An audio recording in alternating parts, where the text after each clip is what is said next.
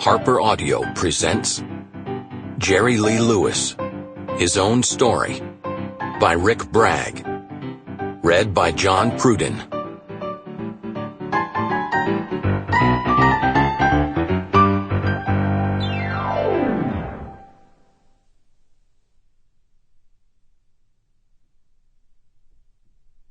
They sow the wind and reap the whirlwind. Hosea 8:7.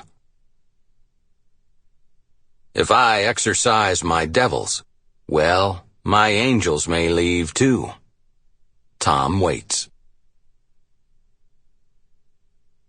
Introduction. Jolson in the River. The Black River and the Mississippi, 1945. The party boats churned up the big river from New Orleans and down from Memphis and Vicksburg, awash in good liquor and listing with revelers who dined and drank and danced to tied-down pianos and whole brass bands, as their captains skirted Concordia Parish on the way to some place brighter. The passengers were well-off people mostly, the officer class home from Europe and the Pacific, and tourists from the Peabody, Roosevelt, and Monteleone, clinking glasses with planters and oilmen who had always found riches in the dirt the poorer men could not see.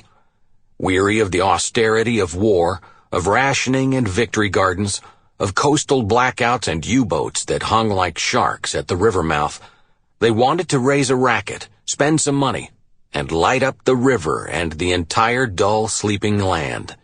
They floated drunk and singing past sandbars where gentlemen of Natchez once settled affairs of honor with smooth-bore pistols and good claret, and around snags and whirlpools where river pirates had lured travelers to their doom. The country people, in worn-through overalls and faded flour-sack dresses, watched from the banks of the Mississippi and Black Rivers the same way they looked through the windows of a store. In the war years, they had traded the lives of their young men for better times, but they had seen too much bad luck and broke down history to overcome with just one big war.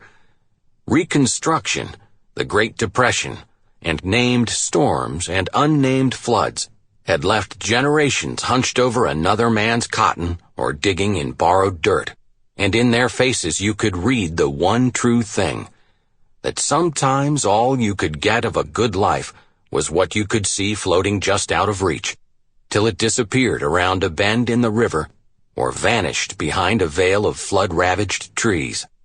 And sometimes, hauntingly, even when a boat had passed them by, they could still hear the music drifting downriver as if there was a song in the water itself, Dixieland or ragtime or, before they turned away to their lives in the colorless mud, a faint, thin scrap of Jolson. Down among the sheltering palms, "Oh, honey, wait for me." He was still a boy then. One day, when he was 9 or 10, he stood on the levee beside his mother and father as one more party boat pushed against the current, well-dressed people laughing on deck. Safe in the middle of the Black River, they raised their glasses in a mocking toast to the family ashore. "They tipped their mint juleps at us, tipped 'em up," he says, and smiles the faintest bit to prove how little it matters to him after so much time. But it mattered to the man and woman beside him. His daddy was indestructible then, gaunt, 6'4", with big, powerful hands that could squeeze weaker men to their knees, and a face that seemed drawn only in straight lines, like Dick Tracy in the funny papers. As the drunken revelers lifted their glasses of bourbon high in the air, Elmo Kid Lewis pulled the boy to his hip. "Don't worry, son," Daddy told me. "That'll be you on there someday. That'll be you." He does not know if his daddy meant it would be him up there with the rich folks, the high and mighty, or if it would be his songs they played as the boat passed by. "I think maybe," he says, "it was both." Elmo knew it the way he knew wading in the river would get him wet. He had seen it, he and his wife, Mamie, when his son was barely 5 years old, seen a power take over the boy's hands and guide them across a piano he had never studied or played before. Sample complete. Ready to continue?